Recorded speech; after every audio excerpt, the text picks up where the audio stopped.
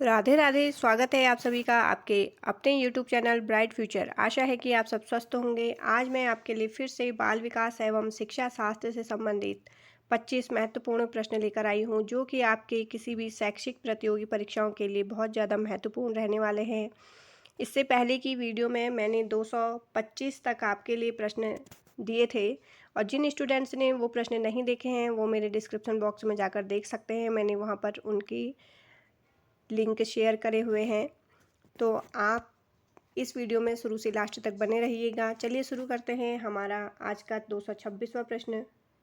कौन सा शैक्षिक सिद्धांत सीखने की प्रक्रिया में सामाजिक संपर्क के महत्व पर जोर देता है? मतलब इनमें से वो कौन सा सिद्धांत है जो कि हमें सीखने के लिए समाज से जुड़ना सिखाता है, समाज में रहना सिखाता है, और जो समाज के लोग हैं उनके संपर्क में आने के लिए कहता है। तो इसके जो ऑप्शन है वो है, पहला है व्यवहारवाद, दूसरा है रचनावाद, तीसरा है सी संज्ञानात्मकवाद, और चौथा है डी मानवतावाद। तो इसमें से कौन सा वो सिद्धांत है वो है ऑप्शन नंबर बी रचनावाद। देखिए रचनावाद क्या कहता है। रचनावाद सीखने का एक सिद्धांत है जो सीखने को एक सक्रिय और सामाजिक प्रक्रिया के रूप में देखता है। इस सिद्धांत के अनुसार सीखने वाले व्यक्ति अपने अनुभवों और दूसरों के साथ बातचीत के माध्यम से ज्ञान का निर्माण करते हैं। तो रचनावाद क्या कहता है कि अगर हमें अपने ज्ञान को बढ़ाना है तो ज़्यादा से ज़्यादा हमें समाज से जुड़ना होगा। जो समाज में रहने वाले दूसरे लोग हैं उनके अनुभवों को सुनना होगा और उनके साथ अपने अनुभवों को साझा करना होगा। तो बातचीत के द्वारा भी बच्चे बहुत ज़्यादा चीज़ें सीखते हैं। अगला प्रश्न देखिए। राष्ट्रीय शिक्षा नीति 2020 के अनुसार राष्ट्रीय पाठ्यक्रम नीतियों (एनसीएफ) का विकास करने का क्या उद्देश्य है? तो पहला है सभी शिक्षा स्तरों पर पाठ्यक्रम को मानकीकृत करना, बी ऑप्शन है विद्यालयों में नए विषयों का परिचय करना, सी है शिक्षा के विभिन्न क्षेत्रों में पाठ्यक्रम विकास के लिए दिशा निर्देश प्रदान करना, और डी है स्कूलों और शिक्षकों के प्रदर्शन का मूल्यांकन करना। तो राष्ट्रीय शिक्षा नीति 2020 का एनसीएफ के लिए क्या उद्देश्य है वो है ऑप्शन नंबर सी शिक्षा के विभिन्न क्षेत्रों में पाठ्यक्रम विकास के लिए दिशा निर्देश प्रदान करना। अगला प्रश्न देखिए। दो खंड सिद्धांत या द्विखंड सिद्धांत के अनुसार बुद्धि में दो तत्व होते हैं, वे क्या है? पहला है जी और एन फैक्टर, बी है जी और एस फैक्टर, सी है आर और एस फैक्टर, या डी है एल और एस फैक्टर। तो द्विखंड सिद्धांत में जो बुद्धि के दो तत्व बताए हैं वो है ऑप्शन नंबर बी जी और एस फैक्टर। इसकी थोड़ी सी हम व्याख्या भी देखेंगे। दो खंड सिद्धांत चार्ल्स स्पीयरमैन द्वारा विकसित किया गया था। दो खंड सिद्धांत के अनुसार बुद्धि में दो तत्व होते हैं। पहला है सामान्य बुद्धि। यह बुद्धि का एक सामान्य कारक है जो सभी मानसिक कार्यों में शामिल होता है। यह समस्या समाधान, तर्क, सीखने और निर्णय लेने जैसी क्षमताओं को विकसित करता है। तो ये सामान्य बुद्धि होती है। इसमें क्या होता है, जैसे हम कोई समस्या समाधान करना है या कोई तर्क है या सीखने और अन्य निर्णय लेने जैसी क्षमताओं को ये प्रभावित करता है। दूसरा है विशिष्ट बुद्धि। यह बुद्धि का एक विशिष्ट कारक है जो कुछ विशेष कार्यों या क्षमताओं को प्रभावित करता है। उदाहरण के लिए संगीत, कला, यांत्रिकी या गणित में विशिष्ट बुद्धि शामिल करना। अगला प्रश्न देखिए। प्रथम मनोवैज्ञानिक प्रयोगशाला स्थापित करने वाले थे? पहला ऑप्शन है इसमें थॉर्नडाइक, बी है विलियम वुंट, सी है वेबर, या डी है पावलोव। तो इसका जो सही आंसर है वो है option number B William Wundt. इन्होंने देखिए 1879 ईस्वी में जर्मनी के लिप्जिंग शहर में प्रथम मनोवैज्ञानिक प्रयोगशाला स्थापित की थी। अगला प्रश्न है साक्षात्कार कौन सी विधि है? ए है मध्यमान विधि, बी है मूल्यांकन विधि, सी है शैक्षिक विधि, या डी है इनमें से कोई नहीं। तो साक्षात्कार कैसी विधि है? ये है ऑप्शन नंबर बी मूल्यांकन विधि। अगला प्रश्न देखिए। क्षेत्रीय सिद्धांत किसकी देन है? पहला है मैकडूगल, बी है कुर्ट लेविन, सी है एडलर और डी है यूंग। तो इसका सही आंसर है option number B, Kurt Lewin. देखिए, क्षेत्रीय सिद्धांत कुर्ट लेविन की देन है। इन्होंने सन 1930 के दशक में इस सिद्धांत का विकास किया था। यह सिद्धांत कहता है कि व्यक्ति का व्यवहार उसके आसपास के वातावरण से प्रभावित होता है। लेविन ने कहा कि व्यक्ति और उसका वातावरण एक दूसरे से जुड़े हुए हैं और एक दूसरे को प्रभावित करते हैं। तो क्षेत्रीय सिद्धांत अक्सर ये पूछा जाता है, ये दिया गया है कुर्ट लेविन द्वारा। अगला प्रश्न है, आदर्शवादी शिक्षा की प्रक्रिया में शीर्ष स्थान दिया जाता है। किसे दिया जाता है? पहला है विद्यालय को, बी है शिक्षक को, सी है शिक्षार्थी को या डी उपरोक्त में से कोई नहीं। तो आदर्शवादी जो शिक्षा है उस प्रक्रिया में ऑप्शन नंबर बी, शिक्षक को शीर्ष स्थान दिया गया है। अगला प्रश्न है, विद्यालय समाज का लघु रूप है, यह किसने कहा? मोस्ट इम्पोर्टेंट डेफिनेशन है ये। इसके ऑप्शन है जॉन डीवी, बी है बटलर, सी है पेस्टोलॉजी या डी यूंग। तो ये जो परिभाषा है ये है ऑप्शन नंबर ए, जॉन डीवी की। अगला प्रश्न देखिए, NEP 2020 के अनुसार बच्चों को स्कूल छोड़ने से रोकने के लिए कौन सी पहल की जा रही है?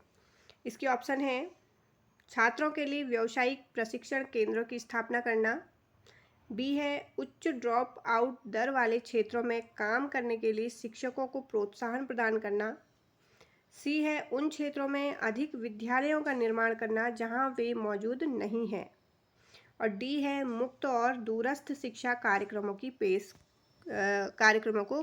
पेशकश करना। तो इसका जो सही आंसर है वो है ऑप्शन नंबर बी, उच्च ड्रॉप आउट दर वाले क्षेत्रों में काम करने के लिए, मतलब जहां बच्चे ज़्यादा स्कूल छोड़ रहे हैं उन क्षेत्रों में काम करने के लिए शिक्षकों को प्रोत्साहन प्रदान करना। NEP 2020 के अनुसार बच्चों को स्कूल छोड़ने से रोकने के लिए उच्च ड्रॉप आउट दर वाले क्षेत्रों में काम करने के लिए शिक्षकों को प्रोत्साहन प्रदान किया जा रहा है। शिक्षकों को प्रोत्साहन प्रदान करके यह पहल बच्चों को स्कूल में लाने और उन्हें वहां बनाए रखने में मदद करेगी। शिक्षक बच्चों के ड्रॉप आउट का कारण जानेंगे और उस कारण को दूर करने की कोशिश करेंगे।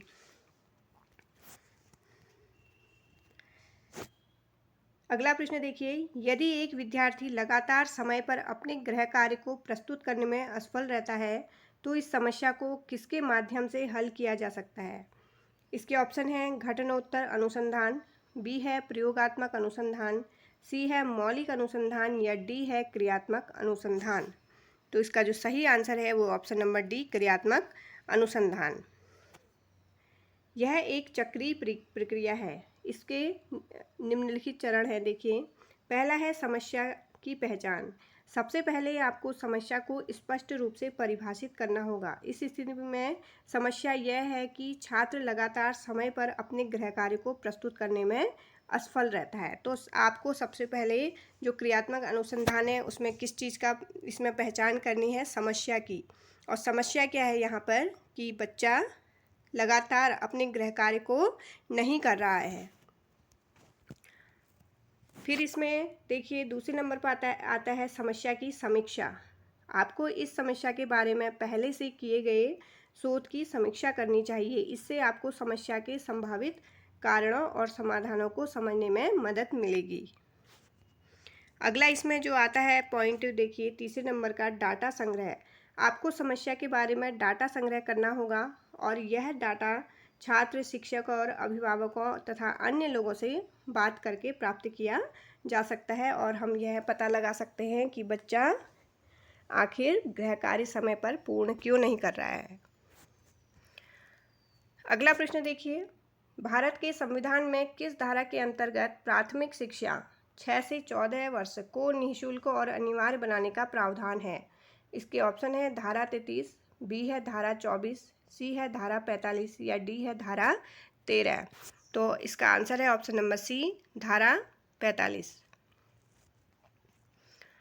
अगला प्रश्न है, NCF 2023 के अनुसार वर्तमान राष्ट्रीय मिशन और फाउंडेशनल स्टेज पाठ्यक्रम का एक केंद्रीय लक्ष्य क्या है? तो इसका जो सही देखिए, अभी पहले हम इसके ऑप्शन देख लेते हैं। सभी बच्चों के लिए मूलभूत साक्षरता और अंक ज्ञान हासिल करना। बी है सृजनात्मक और सौंदर्यपरक गणित अधिगम को प्रोत्साहित करना। सी है उन प्रथाओं को संबोधित करना जो लड़कियों को गणित पढ़ने से हतोत्साहित करती हैं। और डी है नई गणितीय अवधारणा को छात्रों के घरेलू अनुभवों और भाषाओं से जोड़ना। तो इसका जो सही आंसर है वो है ऑप्शन नंबर ए, सभी बच्चों के लिए मूलभूत साक्षरता और अंक ज्ञान हासिल करना। अगला प्रश्न है, निम्नलिखित में से कौन सा तीसरी कक्षा के विद्यार्थियों के स्तर के अनुकूल सूक्ष्म गतिक कौशल का उदाहरण है? पहला है दोस्तों के साथ दौड़ना। बी है एक धागे में मोती पिरोना। सी है सीढ़ियाँ चढ़ना। डी है खरगोश की तरह फुदकना। इम्पोर्टेंट क्वेश्चन है, इसका आंसर है ऑप्शन नंबर बी, एक धागे में मोती पिरोना। देखिए, कक्षा तीसरी के विद्यार्थियों के स्तर के अनुकूल सूक्ष्म गतिक कौशल का ये उदाहरण है, क्योंकि सूक्ष्म गतिक कौशल के अंतर्गत कलाई, हाथ, उंगलियों, पैर की उंगलियों, होंठ और जीभ के छोटे गति को शामिल किया जाता है। तो गतिक कौशल में कौन कौन से हैं? देखिए, सूक्ष्म गतिक में कलाई, हाथ, उंगलियां, पैर की उंगलियां, होंठ, जीभ के छोटे गति को शामिल इसमें किया जाता है। इसमें छोटी मांसपेशियों के समन्वय को शामिल करते हैं। अगला प्रश्न है, थीमेटिक एपरसेप्शन परीक्षण TAT का निर्माण किसने किया था? इसके ऑप्शन है हंट ने, बी है मॉर्गन ने, सी है ड्रेवर ने और डी है मॉर्गन एवं मुरे ने। तो इसका सही आंसर है ऑप्शन नंबर डी, मॉर्गन एवं मुरे ने। अगला प्रश्न है, व्यक्तित्व के मनोवैज्ञानिक प्रकार का वर्गीकरण किस मनोवैज्ञानिक ने प्रस्तुत किया? इसके ऑप्शन है कार्ल यूंग, बी है हेनरी गैरेट, सी है लुइस टर्मन और डी है गॉर्डन ऑलपोर्ट। तो इसका सही आंसर है option number A, Carl Jung. देखिए, यूंग ने व्यक्तित्व को 3 प्रकारों में वर्गीकृत किया है। पहला है अंतर्मुखी, ये लोग अपने विचारों और भावनाओं पर अधिक ध्यान केंद्रित करते हैं। बी है बहिर्मुखी, ये लोग बाहरी दुनिया और सामाजिक संपर्क पर अधिक ध्यान केंद्रित करते हैं। उभयमुखी, इसमें अंतर्मुखी और बहिर्मुखी दोनों के गुण पाए जाते हैं, जो विभिन्न परिस्थितियों के अनुसार प्रकट होते रहते हैं। अगला प्रश्न देखिए, मिट्टी से खिलौने बनाने के दौरान एक बालिका के अपने कौन से कौशलों को विकास करने का अवसर मिलेगा? इसके ऑप्शन है पहला स्थूल गत्यात्मक कौशल, बी है सूक्ष्म क्रियात्मक कौशल, सी है सूक्ष्म गत्यात्मक कौशल, डी है उपरोक्त सभी। तो मिट्टी से एक खिलौना बनाने के दौरान एक बालिका के अपने कौन से कौशलों का विकास करने का उसे अवसर मिलेगा? तो इसका आंसर है ऑप्शन नंबर बी, सूक्ष्म क्रियात्मक कौशल। देखिए, मिट्टी से खिलौने बनाने के दौरान एक बालिका को अपने सूक्ष्म क्रियात्मक कौशलों का विकास करने का अवसर मिलेगा। सूक्ष्म क्रियात्मक कौशल बालिका के संसार के बारे में सीखने के विभिन्न प्रयासों में वस्तुओं को उठाना, पकड़ने और जांच परख करने की क्रियाएं भी शामिल होती हैं। जैसे जैसे बालिका के हाथ और उंगलियों की क्रियाएं समन्वित एवं नियंत्रित होती हैं, वह वस्तुओं को संभालने और जोड़ तोड़ मरोड़ करने में निपुण हो जाता है। तो ये क्या आता है? सूक्ष्म क्रियात्मक कौशल के अंदर आता है। अगला प्रश्न है, हंसा मेहता समिति संबंधित है, किससे संबंधित है ये? पहला है प्राथमिक शिक्षा से, बी है सामाजिक शिक्षा से, सी है जनसंख्या शिक्षा से और डी है स्त्री शिक्षा से। तो हंसा मेहता समिति संबंधित है ऑप्शन नंबर डी, स्त्री शिक्षा से। अगला प्रश्न है, ऑपरेशन ब्लैक बोर्ड प्रारंभ हुआ, मोस्ट इम्पोर्टेंट क्वेश्चन है। पहला है वर्ष 1986-87 से, बी है वर्ष 1987-88 से, सी है 1988-89 से और डी है 1989-90 से। तो इसका सही आंसर है ऑप्शन नंबर बी, वर्ष 1987-88 से। नई राष्ट्रीय शिक्षा नीति 1986 के अंतर्गत वर्ष 1987-88 में ऑपरेशन ब्लैक बोर्ड योजना की शुरुआत की गई। इसके अंतर्गत यह प्रावधान किया गया कि प्राथमिक विद्यालयों में न्यूनतम आवश्यकताएं जो सुविधाएं हैं वो उपलब्ध कराई जाए। अगला प्रश्न देखिए, गिलफर्ड की बौद्धिक संरचना के अनुसार कोई व्यक्ति कितनी प्रकार की बौद्धिक क्षमताएं रख सकता है? इसके ऑप्शन है 60, 120, 180 या 80। तो इसका जो सही आंसर है वो है ऑप्शन नंबर सी, 180। अगला प्रश्न है, कौन सी शिक्षण पद्धति शिक्षक द्वारा जानकारी प्रस्तुत करने और छात्रों को निष्क्रिय रूप से इसे प्राप्त करने पर केंद्रित है? इसके ऑप्शन है अनुभवात्मक शिक्षा, बी है सक्रिय सीखना, सी है व्याख्यान या डी है समूह चर्चा। तो इसका जो सही आंसर है जिसमें बच्चे बिल्कुल निष्क्रिय रह जाते हैं वो है ऑप्शन नंबर सी, व्याख्यान, क्योंकि इसमें केवल टीचर आगे से लेक्चर देते हैं और बच्चे चुपचाप मौन होकर उसे सुनते हैं और वो बिल्कुल निष्क्रिय रहते हैं इसमें। अगला प्रश्न देखिए, शून्य पाठ्यचर्या शब्द को कैसे परिभाषित किया गया है? इसके ऑप्शन है पाठ्यक्रम को जानबूझकर योजनाबद्ध और पढ़ाया जाता है, बी है पाठ्यक्रम जिसमें इतिहास, भूगोल और नागरिकशास्त्र जैसे विषय शामिल हैं, सी है पाठ्यचर्या जो पढ़ाई नहीं जाती बल्कि मौन के माध्यम से पढ़ाई जाती है, तो डी है पाठ्यक्रम जिसका मूल्यांकन स्पष्ट लक्ष्यों के आधार पर किया जाता है। तो शून्य पाठ्यचर्या के अंतर्गत कौन सा चीज़ आएगा? ये है ऑप्शन नंबर सी, ऐसी पाठ्यचर्या जो पढ़ाई नहीं जाती बल्कि मौन के माध्यम से बताई जाती है, मतलब बच्चे व्यवहारिक रूप से उसे सीखते हैं। शून्य पाठ्यचर्या शब्द का अर्थ है वह पाठ्यचर्या जो स्पष्ट रूप से नहीं सिखाई जाती। यह छात्रों को उनके आसपास की दुनिया के बारे में मौन संदेशों के माध्यम से सिखाया जाता है। ये संदेश स्कूल के वातावरण, शिक्षकों के व्यवहार और पाठ्य पुस्तकों तथा अन्य सामग्रियों में निहित मूल्यों से आ सकते हैं। अगला प्रश्न देखिए, निम्नलिखित में से कौन सा निकाय भारत की सभी मान्यता प्राप्त स्कूल बोर्डों के लिए छात्र मूल्यांकन और मूल्यांकन के लिए मानदंड, मानक तथा दिशा निर्देश स्थापित करने के लिए जिम्मेदार है? तो जिसमें मतलब बच्चों का मूल्यांकन वगैरह किया जाता है। इसके ऑप्शन है CPD, बी है NAC, सी है NTA या डी है PARAKH। इसका सही आंसर है option number D, PARAKH।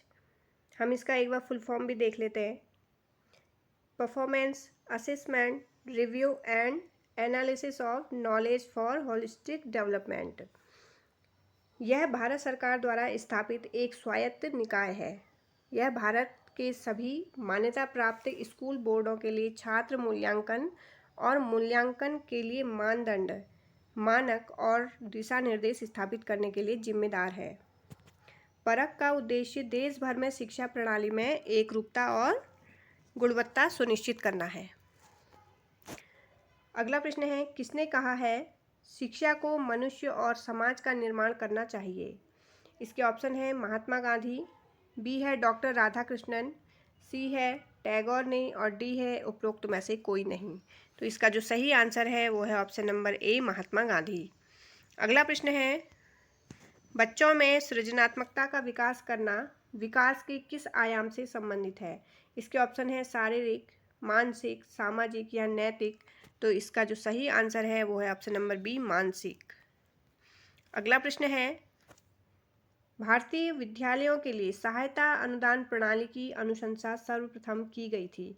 Most important question है ये, आपके नेट एग्जाम में भी पूछा जाता है। पहला है हंटर आयोग द्वारा, बी है गोखले बिल द्वारा, सी है हर्टॉग समिति द्वारा और डी है सैडलर आयोग द्वारा। तो भारतीय विद्यालयों के लिए सहायता अनुदान प्रणाली की जो सबसे पहली बात की थी वो की थी किसने? ऑप्शन नंबर ए, हंटर आयोग द्वारा। भारतीय विद्यालयों के लिए सहायता अनुदान प्रणाली की अनुशंसा सर्वप्रथम हंटर आयोग द्वारा की गई थी। हंटर आयोग की स्थापना 1882 ईस्वी में भारत में शिक्षा प्रणाली की जांच करने के लिए की गई थी। आयोग ने अपनी रिपोर्ट में 1884 ईस्वी में सहायता अनुदान प्रणाली की सिफारिश की। देखिए 1882 में इसे स्थापित किया गया था हंटर आयोग में और 1884 में इसने सहायता अनुदान प्रणाली की सिफारिश की थी। इस प्रणाली के तहत सरकार द्वारा निजी विद्यालयों को अनुदान दिया जाता है। ताकि वे गरीब छात्रों को शिक्षा प्रदान कर सकें। ये हमारी आज की वीडियो का अंतिम प्रश्न भी हो चुका है। ये प्रश्न आपके लिए बहुत ही इम्पोर्टेंट हैं। मैं आगे भी आपके लिए इसी तरह के क्वेश्चन लेकर आऊँगी। मिलते हैं मेरी अगली वीडियो में, तब तक के लिए जय हिंद, जय भारत, धन्यवाद।